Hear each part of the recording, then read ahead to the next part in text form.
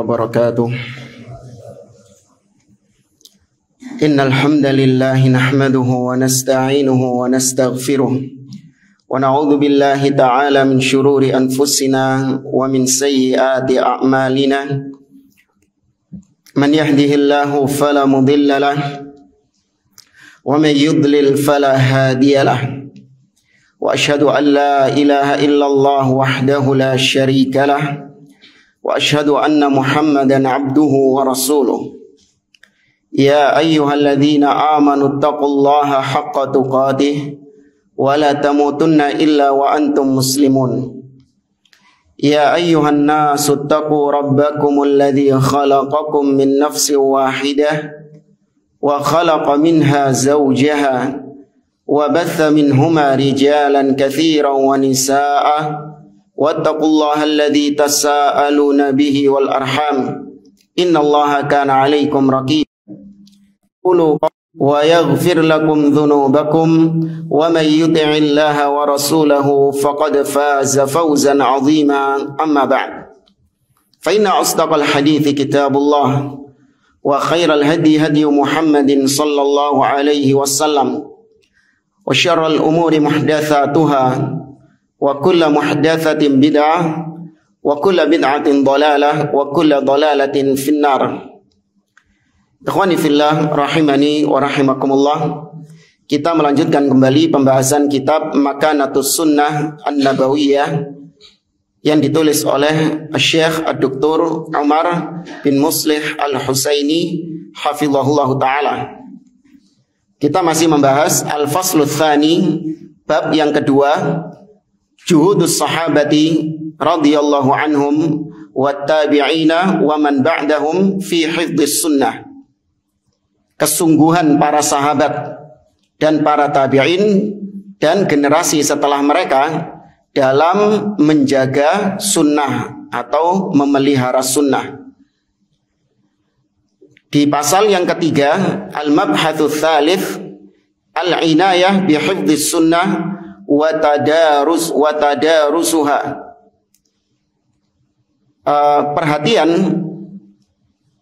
Perhatian para salaf terhadap penjagaan sunnah, memelihara sunnah, dan bagaimana mereka tadarus, ya, saling mempelajari sunnah tersebut. Sampai pada pembahasan yang pertama, Al-Matlabul Awal min Asbabi Hifdhis Sunnah, halaman 169.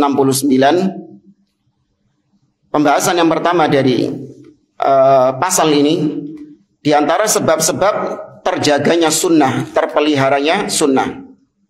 Kita mungkin berpikir hadis Nabi SAW, ucapan Nabi SAW yang 14 abad lebih, kok bisa sampai sekarang itu masih eksis ucapannya, persis seperti yang diucapkan oleh Nabi SAW. Nah, itu ada sebab-sebab yang bisa menjadikan kenapa ucapan Nabi SAW terpelihara sampai sekarang. Yang pertama, kata beliau, hatsan Nabiyyu sallallahu alaihi wasallam ummatahu ala hifdhiha.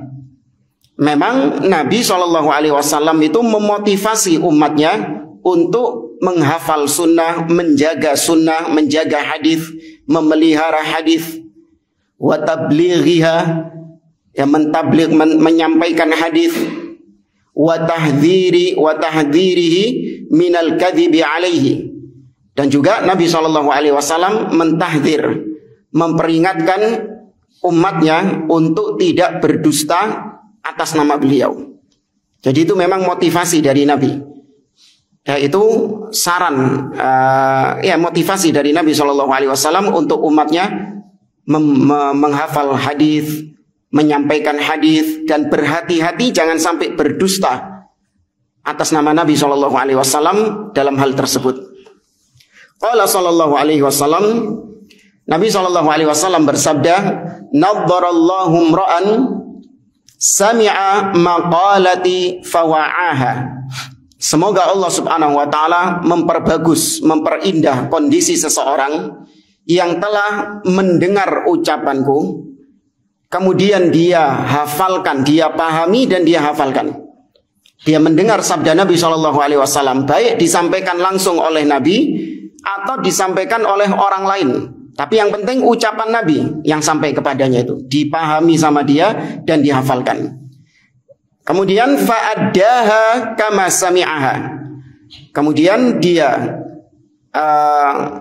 tunaikan hadis tersebut, ya dia sampaikan hadis tersebut sebagaimana yang dia dengar. Dia menyampaikan hadis tadi sebagaimana yang dia dengar.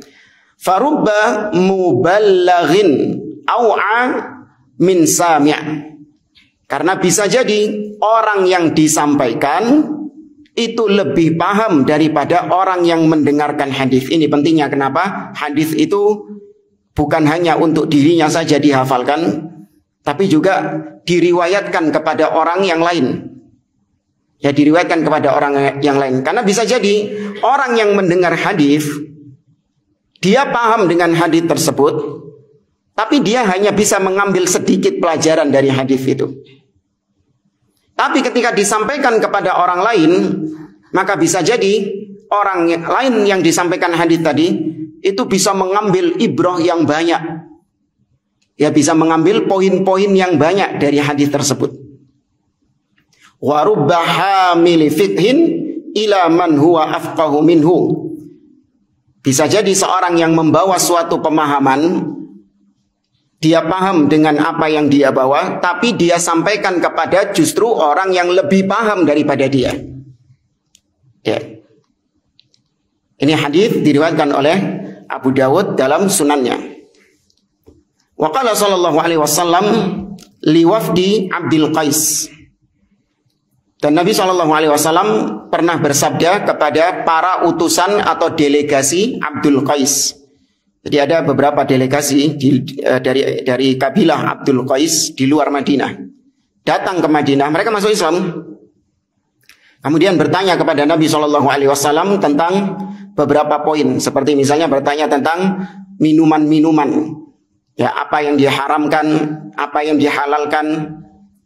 Ya, kemudian Nabi menjelaskan kepada mereka tentang apa itu iman kepada Allah Subhanahu wa taala. Sudah dijelaskan sama Nabi, kemudian di akhir ucapan Nabi mengatakan kepada para delegasi tadi, kata beliau, ihfaduhunna, hafalkan apa yang aku sampaikan tadi. Ya, jaga baik-baik, pelihara baik-baik apa yang aku sampaikan tadi. Berarti Nabi memerintahkan untuk menghafal, menjaga hadis tersebut. Wa akhbiru man wara'akum, dan kabarkan kepada orang-orang yang ada di kampung kalian, di negeri kalian. Tabligh, menyampaikannya kepada orang lain. Karena bisa jadi kalian yang hadir di sini paham dengan apa yang aku sampaikan, iya. Tapi bisa jadi orang-orang yang ada di kampung kalian, yang kalian sampaikan hadis ini, justru mereka yang lebih paham daripada kalian yang mendengarnya. Wa qad bawwaba alaihi al-Imam al-Bukhari fi sahih. Dan Imam Al-Bukhari rahimahullahu taala membubuhkan sebuah bab di dalam sahihnya, yaitu babu tahridin Nabi sallallahu alaihi wasallam wafda Abdul Qais. Bab tentang motivasi, ya, anjuran dari Nabi sallallahu alaihi wasallam kepada para delegasinya Abdul Qais ala an yahfadul iman, agar mereka menjaga keimanan, wal ilma, mereka menjaga ilmu, maksudnya hadis yang disampaikan kepada mereka, wa yukhbiru man wara'ahum, dan Nabi menganjurkan, memerintahkan untuk menyampaikan kepada orang-orang yang ada di negeri mereka. Itu sampai jadi judul bab. Ya, hadis tadi itu menjadi judul bab yang ditulis oleh Imam Al-Bukhari rahimahullahu taala. Wa fi hadits Abdullah ibni Amr ibn al-As radhiyallahu anhuma, dan dalam hadis dari Abdullah bin Amr ibn al-As radhiyallahu anhuma, Nabi SAW bersabda, ballighu anni walau ayat, sampaikan dariku meskipun satu ayat. Ini hadis banyak disalahpahami dan dijadikan pegangan oleh siapa? Naam, jamaah tabligh. Ya, sampaikan, artinya kita ini dakwah, meskipun cuma satu ayat. Maka harusnya kalau mau jujur, Nabi SAW mengatakan ballighu anni walau ayat, sampaikan dariku walaupun satu ayat, ala tariqatin Nabi SAW, tentu dengan caranya Nabi SAW, di mana Nabi SAW tidak sembarangan menjadikan sahabat beliau sebagai seorang yang berdakwah. Hanya orang-orang tertentu yang ditunjuk oleh Nabi SAW untuk menjadi orang yang berdakwah. Kalau istilah mereka, meminjam istilah mereka, khuruj. Hanya orang-orang tertentu yang Nabi tahu beliau memiliki kapasitas keilmuan. Seperti siapa yang diutus ke Yaman? Semua sahabat? Siapa yang diutus ke Yaman untuk berdakwah? Mu'adz bin Jabal radhiyallahu taala anhu. Ya, diutus oleh Nabi SAW. Ya, kemudian juga Mus'ab bin Umair, ya, diutus ke Madinah, ke Yathrib, untuk mengajarkan Islam kepada orang-orang Ansar. Hanya sahabat-sahabat tertentu yang ditunjuk oleh Nabi SAW, tidak semua sahabat. Ya. Kemudian juga namanya berdakwah adalah mengajak seseorang kepada kebaikan. Kalau kita tahu suatu kebaikan, maka kita mengajak orang lain kepada kebaikan tersebut, itu terhitung dakwah. Iya. Dakwah yang modelnya seperti ini, itu kewajiban atas setiap muslim siapapun, baik ustadz ataupun bukan ustadz. Ya, baik yang punya ilmu yang banyak atau ilmunya sedikit. Kalau dia tahu suatu ilmu, maka dia ajak orang lain kepada ilmu tersebut, tapi sesuai dengan kapasitasnya. Ya, contoh misalnya seorang yang profesinya dokter. Ya, dia tahu bahwasanya kesembuhan itu di tangan Allah Subhanahu wa taala. Wa iyyamsaskallahu bidurrin fala kashifa lahu illahu. Dan apabila seseorang ditimpa musibah, maka tidak ada yang bisa mengangkatnya kecuali Allah Azza wa Jalla. Dia tahu tentang hal tersebut. Maka dia ajak pasiennya untuk bertawakal kepada Allah. Dia bilang sama pasiennya, minta kesembuhan sama Allah, berdoa. Ya, adapun dokter itu hanya sebatas proses, sebab ya, dokter tidak bisa menyembuhkan, yang menyembuhkan Allah Subhanahu wa taala. Boleh nggak dokter ngomong kayak gini? Boleh. Ini juga sudah dikatakan sebagai dakwah. Ya, mengajak manusia kepada tauhid, apalagi itu adalah tauhid kepada Allah Azza wa Jalla. Tapi ya sudah, sesuai dengan kapasitasnya. Nggak boleh kemudian dia melampaui batasannya. Akhirnya jadi mufti dokternya, ya kan? Dokternya akhirnya buka Sahih Bukhari, ya kan? Bikin pengajian di tempat prakteknya, ya kan? Jadi mufti, ditanya tentang masalah agama, oh enggak. Atau mungkin dokternya safari dakwah gitu, dari satu kota ke kota, khuruj. Ini sudah di luar kapasitas dia. Maka seorang berdakwah, iya berdakwah. Seorang ayah berdakwah kepada istri dan anak-anaknya. Seorang tetangga atau seorang berdakwah kepada tetangganya dan yang lainnya kepada teman-temannya. Nah, ini boleh. Ilmu yang kita miliki kita sampaikan. Adapun pembahasan ilmiah, pembahasan ilmiah yang di situ memerlukan perangkat-perangkat seperti memahami bahasa Arab, memahami ilmu usul, ya, kemudian memahami tafsir, memahami hadis Nabi SAW, maka ini tidak boleh berbicara kecuali orang-orang yang memang memiliki keilmuan di dalam hal tersebut, yaitu para ulama. Memang orang-orang yang memiliki kapasitas di situ. Ya, maka jangan gagal paham, sampaikan dariku meskipun satu ayat. Oh, berarti semua orang berhak untuk dia berbicara tentang masalah agama, berbicara tentang hal-hal yang besar. Tidak, itu ranahnya ulama. Ya, adapun seperti kita ini hanya sebatas menukil, hanya sebatas menyampaikan apa yang dikatakan oleh para ulama-ulama, orang-orang yang berilmu. Makanya kita ini cocoknya disebut mubaligh, cuman kopas. Ya, cuman copy paste saja. Kita bacakan, kita terjemahkan, atau kita mendengar para ulama berbicara, kemudian kita sampaikan. Ya, kita tidak mengucapkan hal-hal yang baru yang belum pernah ada ulama seperti itu sebelumnya. Naudzubillah. Ya, kita sangat menjauhkan diri dari hal-hal tersebut. Kita pastikan dan kita teliti apa yang diucapkan, apa yang kita ucapkan itu tidaklah keluar dari apa yang sudah pernah diucapkan oleh para ulama-ulama sebelumnya. Ya, ini yang paling selamat. Tidak berlagak seperti mufti yang mengeluarkan ucapan-ucapan yang baru, yang belum pernah ada ulama seperti itu yang mengucapkan sebelumnya. Ya, dianalisis sendiri, ya, digodok-godok sendiri, digoreng-goreng sendiri, kemudian muncul suatu kesimpulan yang baru yang belum pernah ada seorang pun yang berucap seperti itu. Kemudian kata Nabi, wa hadithu an bani Israil, dan ceritakanlah tentang Bani Israel. Dalam riwayat yang lain ada tambahan wala haraj, tidak ada dosa atas kalian. Di sini dahulu Nabi SAW melarang para sahabat untuk meriwayatkan dari Bani Israel. Artinya Israiliyat. Ini pernah kita bahas ketika pembahasan usul fit tafsir di hari Sabtu itu. Di mana dahulu Nabi melarang untuk meriwayatkan sesuatu dari ahlul kitab, dari Bani Israel. Yaitu sampai-sampai Umar ibn Khattab ketika membawa lembaran-lembaran Taurat, Nabi marah. Amutahawwikuna fiha, wahai Umar, bukankah di dalamnya adalah berisi tentang ucapan orang-orang, ucapan manusia, bukan firman Allah Subhanahu wa taala.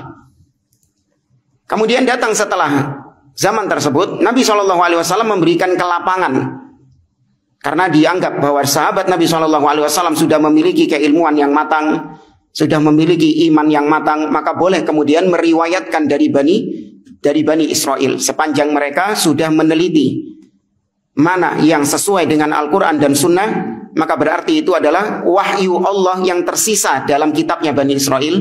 Tapi apa-apa yang bertentangan dengan Al-Quran dan Sunnah, maka bisa dipastikan itu bukan dari Allah Azza wa Jalla, tapi itu dari mereka sendiri. Ya, karena Nabi khawatir jangan sampai Bani Israel, orang-orang ahlul kitab, mengucapkan kepada kalian ucapan yang benar, malah kalian dustakan. Atau sebaliknya, mereka mengucapkan kedustaan, justru kalian benarkan. Wa man kadzaba 'alayya muta'ammidan falyatabawwa maq'adahu minan nar. Dan barang siapa yang berdusta atas namaku muta'ammidan, dengan sengaja. Ya, kalau dusta atas nama Nabi tanpa sengaja, nanti akan ada pembahasannya, yaitu meriwayatkan hadis dengan makna. Nah, nanti insya Allah akan dibawakan atau akan kita sampaikan. Meriwayatkan hadis dengan makna, seakan-akan berdusta. Nabi nggak ngomong kayak gitu, kok kau katakan Nabi berbicara seperti itu? Tapi tujuannya bukan untuk berdusta atas nama Nabi. Tujuannya memang karena dia lupa teks hadisnya. Dia nggak hafal teks hadisnya, maka dia sampaikan hadis Nabi dengan bahasa dia. Tidak keluar dari makna yang diinginkan Nabi SAW. Paham maksudnya? Tidak keluar dari makna hadis tersebut. Hanya saja uslubnya, urutan katanya itu nggak seperti yang diucapkan Nabi SAW. Maka ini seakan-akan berdusta atas nama Nabi, tapi nggak sengaja. Yang diancam di dalam hadis ini adalah yang memang sengaja berdusta atas nama Nabi SAW. Entah dengan membuat hadis-hadis palsu, atau hadisnya sesuai dengan yang diucapkan Nabi, tapi maknanya dipalingkan sama dia. Termasuk berdusta atas nama Nabi SAW, ahli bid'ah yang menolak sifat-sifat Allah, menyelewengkan makna sifat-sifat Allah yang disampaikan Nabi SAW. Seperti Nabi mengatakan, yanzilu rabbuna kulla lailatin ila sama'id dunya hina yabqa thuluthul lailil akhir fayaqulu man yad'uni fastajibalah wa man yas'aluni fa'u'tiyah wa man yastaghfiruni fa'aghfiralah. Kata Nabi SAW, Rabb kami turun ke langit dunia pada sepertiga malam terakhir, di setiap sepertiga malam terakhir. Kata ahli bid'ah, yang turun adalah rahmat Allah, yang turun adalah malaikat Allah. Maka ini dusta atas nama Nabi. Meskipun dia baca hadisnya sama seperti yang disampaikan Nabi SAW, tapi pemahamannya tidak sebagaimana yang dipahami oleh Nabi SAW, sudah masuk di dalam hadis ini, berdusta atas nama Nabi. Ya. Nabi tidak menafsirkan itu dengan rahmat Allah yang turun. Nabi tidak mengatakan, tidak menafsirkan bahwa yang turun adalah malaikat Allah. Apalagi teks lengkapnya jelas hadisnya. Siapa malaikat yang berani mengatakan man yad'uni fa astajibalah? Siapa yang berdoa kepadaku niscaya aku ijabahi doanya. Sopo malaikat sing wani ngomong ngono? Hah? Berarti siapa yang ngomong di situ? Allah Subhanahu wa taala. Berarti yang turun Allah Azza wa Jalla. Ya. Maka berdusta atas nama Nabi sallallahu alaihi wasallam berat. Karena Nabi mengancam falyatabawwa maq'adahu minan nar. Maka hendaklah dia persiapkan tempat duduknya di neraka waliyadzubillah. Kemudian kata Syekh, wa fi hadza hathun 'ala tablighi anhu sallallahu alaihi wasallam. Maka dalam hadis-hadis yang sudah kita sampaikan di atas itu ada anjuran untuk tabligh. Bukan untuk menjadi jamaah tabligh, bukan. Untuk menyampaikan hadis Nabi sallallahu alaihi wasallam kepada kaum muslimin. Wa tahdhiri minal kadhibi alaihi. Sekaligus ada tahdzir, peringatan dari Nabi sallallahu alaihi wasallam tentang larangan berdusta atas nama beliau. Wa fi hadzal tahdhiri, dan di dalam tahdzir peringatan tersebut minal kadzib, dari dusta atas nama Nabi, itu tersirat ada hathun ala dhabtil ilmi wa hifdhihi. Ada pesan tersirat. Nabi memperingatkan kita jangan berdusta atas namaku. Di situ ada perintah yang tersirat, yaitu anjuran dari Nabi SAW untuk mengikat ilmu yang disampaikan Nabi dan menghafalkannya. Ya, untuk mengikat ilmu tersebut dan dihafalkan dengan baik supaya nggak jatuh dalam dusta atas nama Nabi SAW. Yadullu alaihi hadithu Abi Musa radhiyallahu anhu. Ini ditunjukkan oleh hadis dari Abu Musa al-Ash'ari radhiyallahu ta'ala anhu.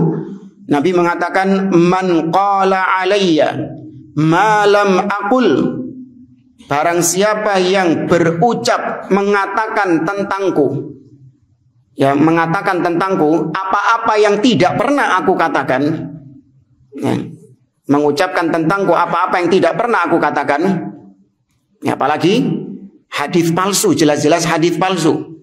Ini luar biasa. Yang berisi tentang kesesatan, berisi tentang penyimpangan. Ini berapa banyak orang-orang yang terjatuh dalam hal ini. Ya. Mengatakan bahwa saya mimpi ketemu Nabi SAW. Kemudian Nabi mengatakan di dalam mimpiku begini, begini, dan begini. Yang dikatakan itu nggak pernah dikatakan Nabi di dalam hidupnya. Sepanjang hidupnya Nabi nggak pernah ngomong kayak gitu. Sepanjang hidupnya Nabi nggak pernah ngajarkan ibadah seperti itu. Tahu-tahu Nabi mengajarkannya di dalam mimpi. Ini berdusta nggak atas nama Nabi? Berdusta jelas atas nama Nabi SAW. Apalagi ada yang mengatakan bertemu Nabi SAW dalam keadaan terjaga. Bukan mimpi. Kalau mimpi ada kemungkinan benar. Karena Nabi SAW mengatakan man ra'ani fil manam faqad ra'ani fa inna syaitan la yatamatsalu bi. Barang siapa yang melihatku di dalam mimpi maka dia benar-benar melihatku, karena syaitan tidak mampu untuk menyerupai diriku. Ya. Itu pun nggak mungkin Nabi SAW di dalam mimpi mengajarkan sesuatu yang tidak diajarkan beliau ketika hidupnya. Mustahil abadan. Selamanya tidak akan mungkin. Makanya nggak dikenal di dalam sejarah Islam meriwayatkan hadis lewat mimpi, nggak ada. Ya, meriwayatkan hadis lewat mimpi. Sakno Imam Bukhari. Iya. Mengembara berjalan entek usianya, habis usia beliau mencari hadis Nabi SAW, berguru kepada para ulama-ulama yang jumlah gurunya Imam Bukhari berapa totalnya? 1080 guru. Dari berbagai penjuru dunia. Habis usia beliau dalam rangka mencari hadis Nabi SAW. Ini enake tinggal tidur sudah dapat hadis Nabi SAW. Oh iya, ini wali ini. Ya, oh ini turunannya Rasul SAW. Ya, tiap hari didatangi sama Rasul SAW. Kadzab. Ya, pendusta. Harus didustakan orang-orang demikian. Gak boleh kemudian dimuliakan. Oh iya, ini karena ini turunannya Nabi SAW, didatangi sama jidnya. Inti turunan keberapa? Turunannya langsung gak kayak inti. Istri-istri Nabi SAW gak segitunya Nabi. Ya gak? Istri-istri Nabi yang ditinggal ketika Nabi wafat seperti Aisyah, ya, dan istri-istri beliau yang lain, Fatimah yang ditinggal oleh Nabi SAW, nggak segitunya. Kok ketahu-tahu ente yang ngakunya turunan sekian, ditekani Rasul SAW dalam keadaan terjaga ataupun keadaan tidur. Ya, ada istimewa apanya ente ini? Ya, maka orang-orang demikian harus didustakan.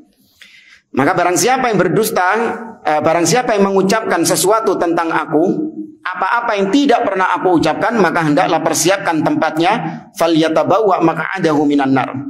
Dia persiapkan tempatnya di neraka. Wa man hafidha syai'an falyuhaddits bihi. Dan barang siapa yang hafal sesuatu dariku, maka hendaklah dia berucap dengan apa yang dia hafal itu. Hendaklah dia berucap dengan apa yang dihafal. Nah, di sini yang tadi kita sampaikan tentang meriwayatkan hadis dengan makna. Ini kata Syekh Muhammad bin Shalih Al-Utsaimin di dalam kitab beliau Mustalah Al-Hadis. Ya, Mustalah Al-Hadis. Ada istilahnya riwayatul hadis bil makna. Meriwayatkan hadis dengan makna.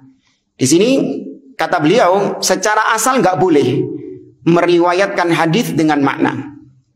Itu nggak boleh. Kecuali apabila terpenuhi 3 syarat berikut. Ya, meriwayatkan hadis dengan makna itu nggak boleh, kecuali dengan 3 syarat berikut. Paham ya maksudnya meriwayatkan hadis dengan makna tadi, masih ingat ya? Ya, Nabi nggak ngomong seperti itu. Huruf per hurufnya, kalimat per kalimatnya, kata per katanya, Nabi nggak ngomong kayak gitu. Tapi disampaikan dengan makna yang lain, dengan bahasa yang lain.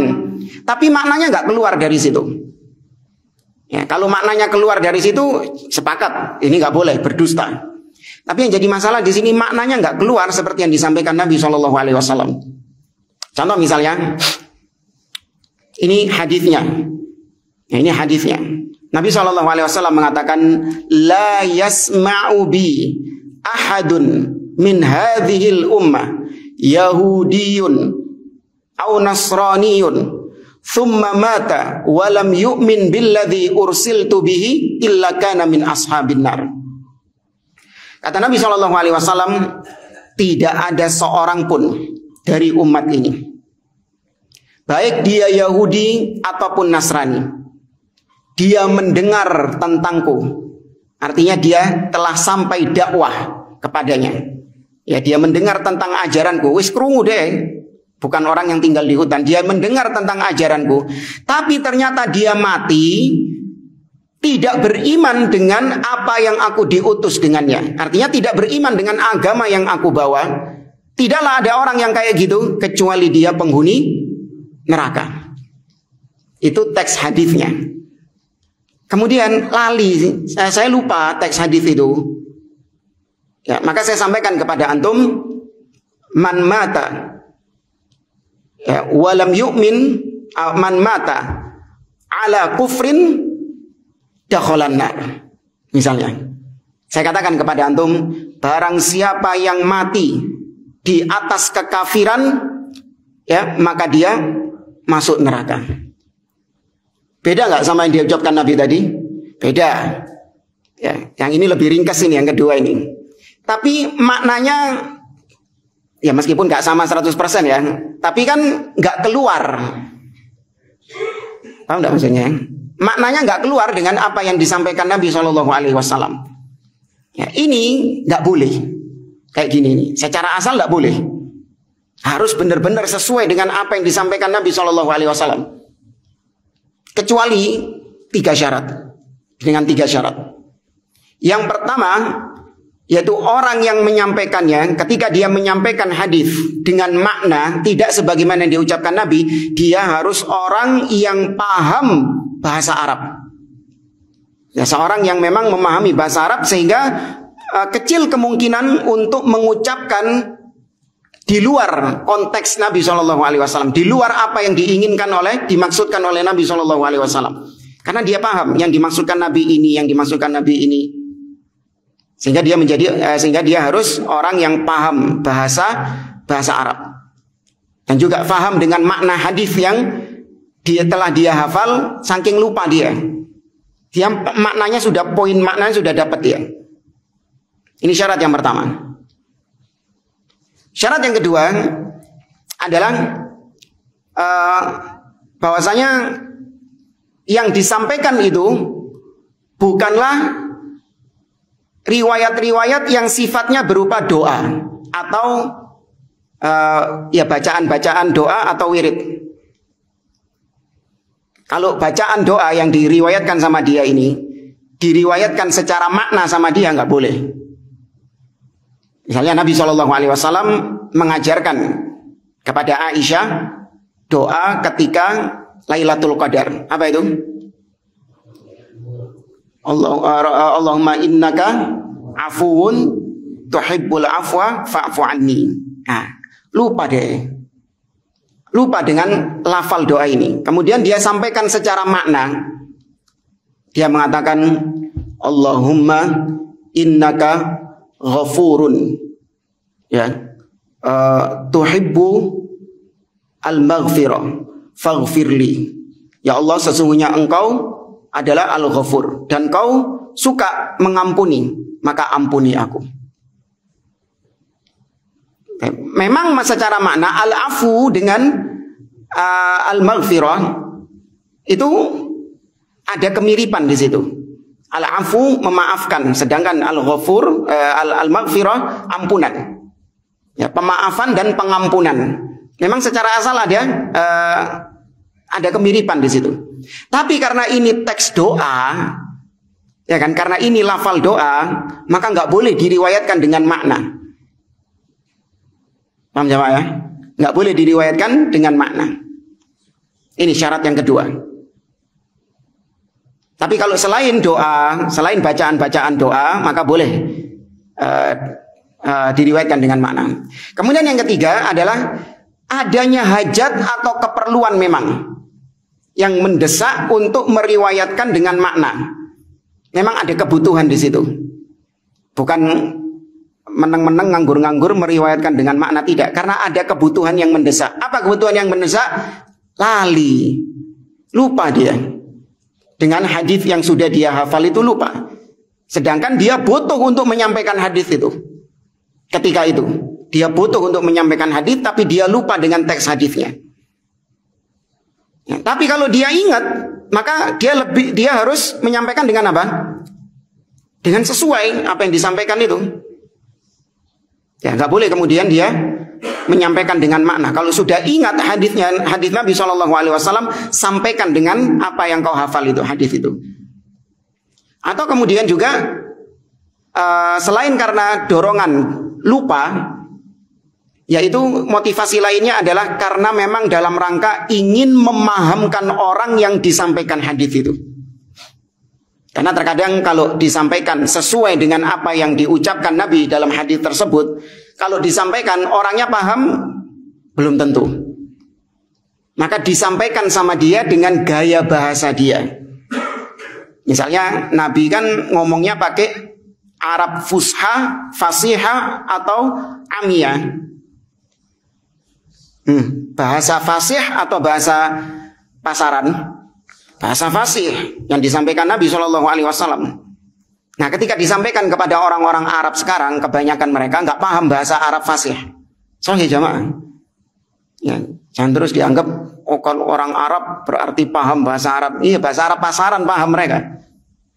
Yang tahu bahasa Arab seperti yang tertulis dalam kitab-kitab yang diucapkan oleh para ulama-ulama di pengajian-pengajian, yang paham bahasa Arab seperti itu kebanyakan orang-orang talibul ilm yang ada di masjid-masjid, yang ada di halaqah-halaqah di masjid, itu toh yang paham. Yang di pasar, supir taksi, supir bis, antum jak ngomong-ngomong kayak gini, nggak paham sama sekali, nggak paham sama sekali. Ya, yang kesana sudah pengalaman. Maka dalam rangka untuk memahamkan hadis ini kepada dia, maka antum pakai bahasa pasaran tadi. Antum sampaikan kepada orang tersebut dengan bahasa pasaran tadi, agar maksudnya Nabi SAW tersampaikan kepada dia. Ya. Nah, baru kemudian kalau disampaikan dengan makna, karena dia lupa, tidak hafal dengan hadis Nabi Shallallahu Alaihi Wasallam, maka diantara adab ditutup dengan ucapan au kama qala Rasulullah Shallallahu Alaihi Wasallam. Nah ya, sering nggak kalau antum dengerin ustadz ngomong menyampaikan hadis, nah ya, tapi ustadznya agak-agak ragu dengan apa yang beliau sampaikan. Diakhiri dengan kalimat au kama qala Rasulullah Shallallahu Alaihi Wasallam, atau seperti yang diucapkan Rasul Shallallahu Alaihi Wasallam. Itu termasuk diantara adab. Tapi itu sebab yang pertama ya, kenapa hadis itu kok terjaga? Karena memang Nabi sendiri yang nyuruh untuk jaga. Nabi yang menganjurkan untuk menjaga hadis, dan Nabi yang memperingatkan untuk tidak berdusta atas nama beliau. Sebab yang kedua, wa min asbabi hifdzis sunnah. Di antara sebab terpeliharanya sunnah, terpeliharanya hadis. Oh ya, ingat. Kayak contoh misalnya kehidupan sehari-hari ya. Meriwayatkan dengan makna. Ini saya balik poin 2 tadi. Dalam kehidupan sehari-hari juga dipakai. Contoh misalnya kita disuruh sama orang tua dulu itu pergi ke toko kelontong, disuruh beli sabun cuci ya merek Soklin misalnya, sabun cuci merek Soklin. Terus disuruh beli air minum merek Klub misalnya, ya, suruh beli air minum merek Klub. Dan suruh beli mie instan, ya, mie goreng instan merek apa misalnya, Sedap. Ya. Kita menghafalkan seperti yang disampaikan oleh orang tua ini sampai di tokonya, itu terkadang ya sudah hafalan yang kita sampaikan kepada penjual toko tadi tidak seperti yang disampaikan oleh orang tua saya. Kita sampaikan dengan makna. Sampai ke sana ya sudah bahasa yang dipahami. Beli Rinso sing merek Soklin. Kan bahasa kita itu. Bukan sabun cuci merek Soklin, bukan, Rinso sing merek Soklin gitu. Beli Aqua sing merek Klub.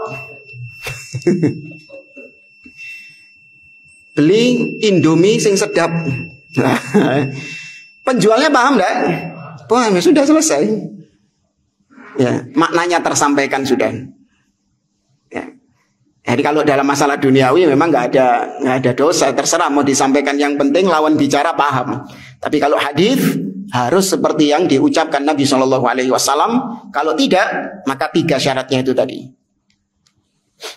Tapi yang kedua, diantara sebab terjaganya sunnah, majabalallahu alaihil qurunal uwal minal ummah minal aqlil wafir wadhihnis siyal. Yaitu Allah jadikan orang-orang yang ada di generasi pertama umat ini itu orang-orang yang memiliki akal yang cerdas dan ingatan yang mengalir, kecerdasan yang berlimpah dan ingatan yang sangat kuat, bisa dibutuhkan kapanpun muncul ingatan itu setiap saat. Ya, kalau kita kan loadingnya lama ya. Pernah ilmu itu nyampe di kita, tapi kalau mau mengeluarkan ilmu itu lama. Ya, nyari filenya itu lama loadingnya itu. Nah, para sahabat generasi awal enggak, ya cepat mereka. Ini diantara sebab kenapa sunnah itu terjaga, karena Allah jadikan orang-orang di generasi awal mereka memiliki ingatan yang luar biasa, kecerdasan yang luar biasa. Qala Ibnul Jauzi, berkata Al-Imam Ibnul Jauzi rahimahullah ta'ala, pengarang kitab apa ini yang paling terkenal? Bukan Ibnul Qayyim Al-Jauziyah, bukan. Ibnul Jauzi, Talbis Iblis. Dia mengatakan wali takrimi hadhil ummah asbabun hayya'ahallahu azza wa jalla wa akramaha biha. Dan di antara Allah muliakan umat ini, salah satu bentuk Allah muliakan umat ini adalah Allah azza wa jalla muliakan, Allah persiapkan umat ini, Allah muliakan umat ini dengan wufurul akal, yaitu orang-orang yang memiliki akal yang cemerlang, akal yang cerdas, wa quwwatul fahm, dan kuatnya pemahaman, wa jaudatud dzihn, dan bagusnya pemikiran. Ya, itu diantara bentuk cara Allah memuliakan umat ini, yaitu generasi awalnya dijadikan punya keistimewaan seperti ini. Karena kalau generasi awalnya model-modelnya kayak kita ini, entek haditsnya Nabi sudah. Habis sudah haditsnya Nabi itu. Ya, jangankan sampai generasi kedua. Generasi pertama sudah hilang haditsnya Nabi sudah. Kalau model-model kayak kita gini. Tapi Allah jadikan generasi-generasi awal adalah orang-orang yang memiliki ingatan luar biasa, hafalan luar biasa, kecerdasan yang luar biasa. Wa qala Ibnu Abdul Bar, berkata Ibnu Abdul Bar, kata beliau, wa kanu matbu'in 'alal hifdz. Dan para generasi awal, para sahabat, para tabi'in, mereka ini adalah orang-orang yang memang dicetak untuk menghafal. Makhsusina bidzalik, mereka memang orang-orang yang dikhususkan, seakan-akan mereka ini orang yang memang tercipta dikhususkan untuk menghafal. Tsumma kemudian kata beliau, wa hadza amrun masyhur, ini adalah perkara yang lumrah, yang terkenal, sudah dikenal. Annal Arab, bahwasanya kaum Arab qad khussat bil hifdz, mereka ini dikhususkan oleh Allah memiliki hafalan yang luar biasa. Wa kana ba'dhum yahfadhu asy'ara ba'din fi sam'atin wahidah, bahkan menjadi hal yang lumrah, hal yang umum, di mana mereka bisa menghafal syair-syair yang begitu banyak hanya dengan sekali dengar. Loh, orang zaman dulu ada orang yang bisa menghafal sekali dengar, itu orang yang apa? Biasa. Kenapa? Karena orang-orang lain umumnya kayak gitu. Tapi kalau itu dibawa ke sini sekarang, wah ini jadi orang yang apa? Luar biasa. Karena sekelilingnya orang-orang yang nggak kayak dia. Ya, sekali dengar, 2 kali dengar, butuh berapa kali dengar biar hafal? Berkali-kali. Ya, itu pun juga besoknya sudah lupa, sudah hilang. Gitu. Ya, makanya seorang itu jadi istimewa kalau sekelilingnya itu beda sama dia. Ya kan, orang itu jadi istimewa kalau sekelilingnya beda sama dia. Ada kawan kita itu, dia tuh dipuji-puji sama teman-temannya, sama tetangganya, sama keluarganya, luar biasa dipuji. Kenapa? Dia ini rajin sholat 5 waktu. Oh, berarti sekelilingnya apa? Jarang sholat, berarti nggak tahu sholat gitu. Dia dipuji karena rajin sholat 5 waktu. Karena sekelilingnya nggak sholat gitu loh. Bagi kita yang tinggal hidup di lingkungan yang sekelilingnya sholat, ada orang sholat 5 waktu, gimana? Biasa. Ya memang semua orang sholat 5 waktu. Oh, dia Masya Allah di bulan Ramadan itu nggak bolong puasa nih. Nah, kita yang hidup di tengah orang-orang yang berpuasa semuanya, ada orang yang kayak gitu gimana? Ya biasa. Ya. Maka para sahabat demikian yang berjalan di antara mereka. Sudah menjadi hal yang lumrah, menjadi hal yang biasa. Mereka bisa menghafal hanya dengan sekali dengar. Kita yang ngelihat riwayat mereka seperti itu, wah luar biasa. Soalnya awak dewi gak ngono. Imam Syafi'i di bulan Ramadan khatam 60 kali. Wah, kita yang dengar gimana? Oh, luar biasa. Memang luar biasa Imam Syafi'i rahimahullah, bukan kita merendahkan beliau. Tapi ternyata yang demikian itu bukan cuma Imam Syafi'i saja, tapi banyak di antara para salaf yang juga demikian ketika bulan Ramadan. Berarti itu berjalan umum di tengah-tengah manusia. Ya, jadi biasa ketika kita nggak seperti itu. Nah, kemudian yang ketiga, wa minha, di antara bentuk sebab-sebab terjaganya sunnah adalah istifa'ullahi ta'ifatan yadhubbuna 'anil ahadits wa yubayyinuna as-sihah wa yubayyinuna as-sahih minas saqim. Di antara bentuk terjaganya hadis adalah Allah pilih sekelompok manusia yang membela hadis, yang menjaga hadis dan menjelaskan ini sahih dan ini tidak sahih. Itu para ulama. Allah jadikan ada ulama-ulama yang menjadi guardians, menjadi penjaga, punggawa hadis. Dijaga sama mereka dari tahrif, distorsi, ditambah-tambahi, diseleweng-selewengkan. Allah jadikan berlaku seperti itu. Ya. Wal makbul minal mardud, di mana tugas para ulama untuk menjelaskan mana yang sahih, mana yang tidak sahih, mana yang diterima riwayatnya dan mana yang tertolak riwayatnya. Ini sudah diisyaratkan oleh Nabi SAW dalam hadisnya, yahmilu hadzal ilma min kulli khalafin uduluhu. Agama ini, ilmu agama ini akan senantiasa dibawa oleh orang-orang dari setiap generasi, orang-orang yang adil. Ya, adil di sini artinya jujur menyampaikan riwayat, kredibel dalam menyampaikan riwayat, yaitu para sahabat dan generasi setelahnya. Apa tugas mereka? Yanfuna anhu tahrifal ghalin. Mereka menafikan, menolak takwilnya orang-orang yang jahil. Ya, orang-orang yang nggak punya ilmu mencoba untuk mentakwil hadis Nabi SAW. Ya, mentakwil sabda Nabi SAW. Maka tugasnya para ulama adalah membantahnya, meluruskannya, ya, mentahdzir dari umat agar umat dijauhkan dari orang-orang demikian. Wa tahrifal ghalin, dan tahrif, penyelewengan yang dilakukan oleh orang-orang yang ghulu dalam beragama.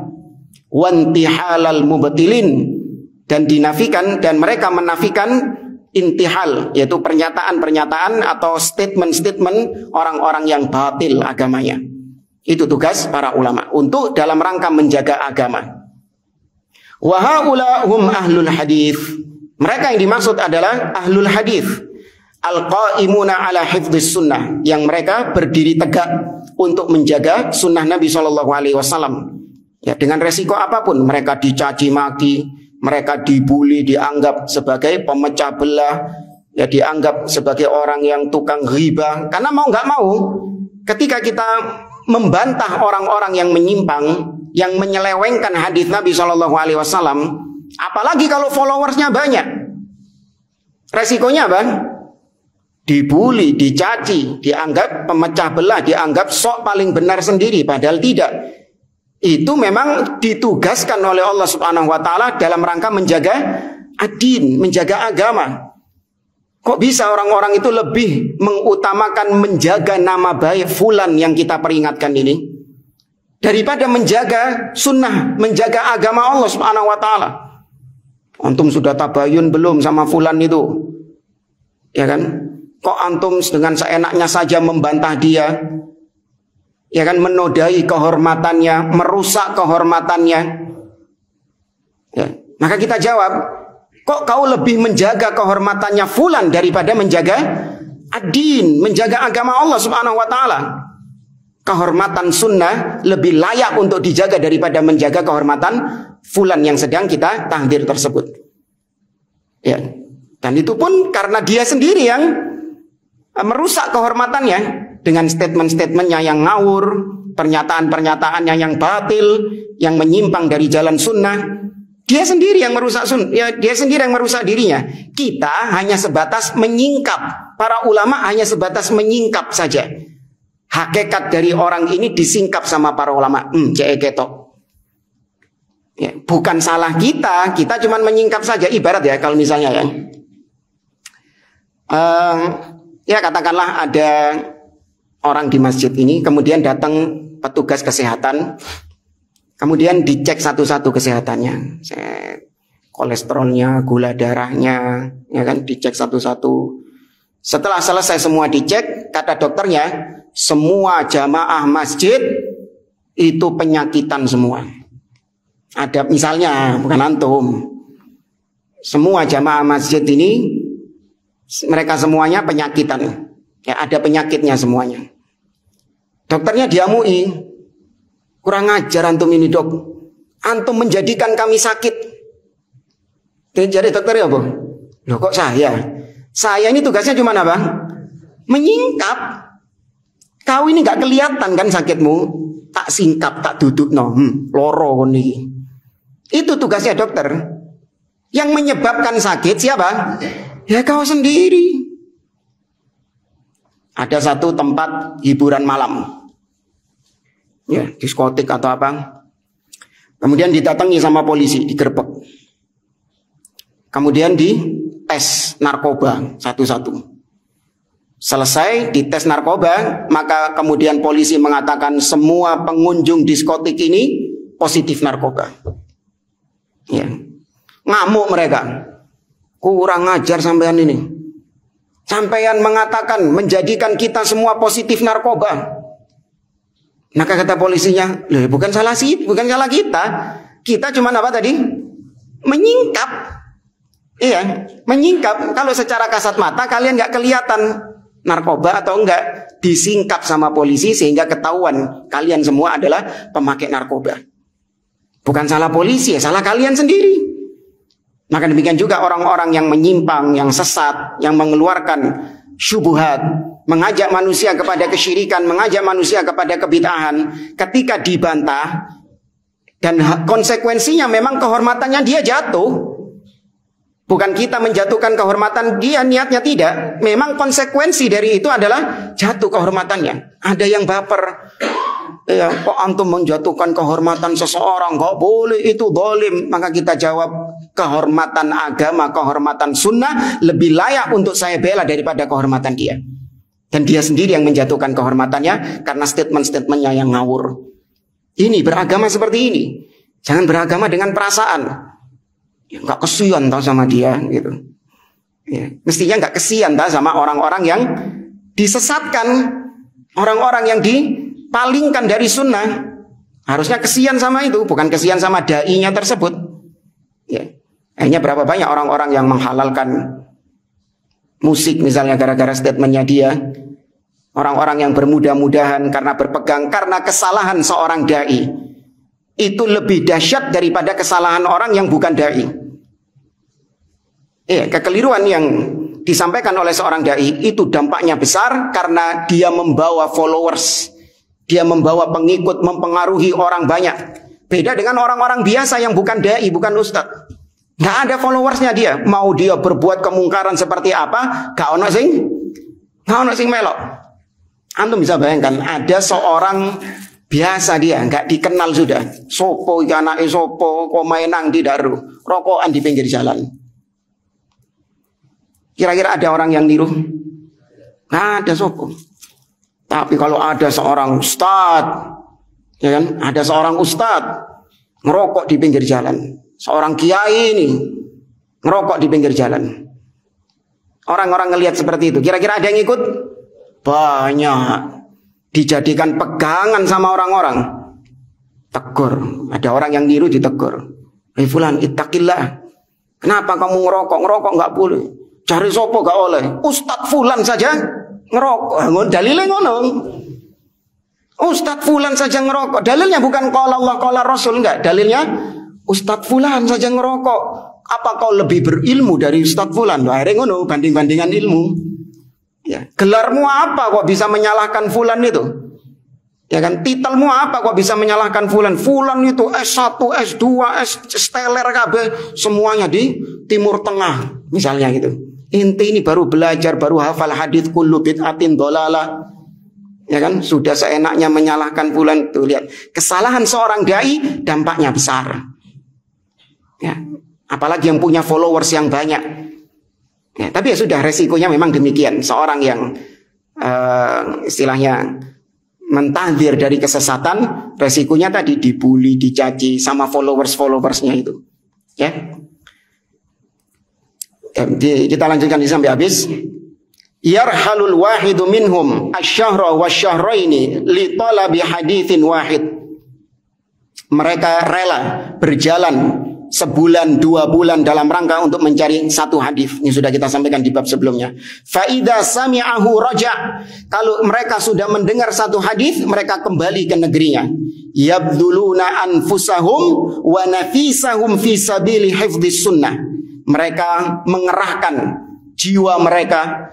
Mereka mengerahkan apa-apa yang berharga buat mereka. Baik waktunya, keluarganya, ya kan, mungkin hartanya, Ya, mereka kerahkan semuanya di jalan dalam rangka untuk menjaga sunnah, menjaga hadis Nabi SAW. Wala ya'ba'una bima yusibuhum fi dzalik min alamil ajsad. Dan mereka tidak ngereken. Apa ngereken? Mereka tidak menghiraukan apa-apa yang menimpa mereka. Dari sakit, capek, lelah, loro, nggak menghiraukan mereka. Wa faqdil amwal, hartanya terkuras habis, wa mufaraqatil ahli wal autan, mereka enggak memperdulikan meskipun harus berpisah dengan keluarga, meskipun harus berpisah dengan tanah air. Semuanya dalam rangka untuk mencari hadis. Ya, rahimahumullah ajma'in. Semoga Allah Azza wa Jalla menjaga, membalas jasa-jasa mereka, kebaikan-kebaikan mereka dengan sunnah. Wallahu ta'ala alam. Subhanakallahumma wa bihamdik, asyhadu an la ilaha illa anta astaghfiruka wa atubu ilaik. Assalamualaikum warahmatullahi wabarakatuh.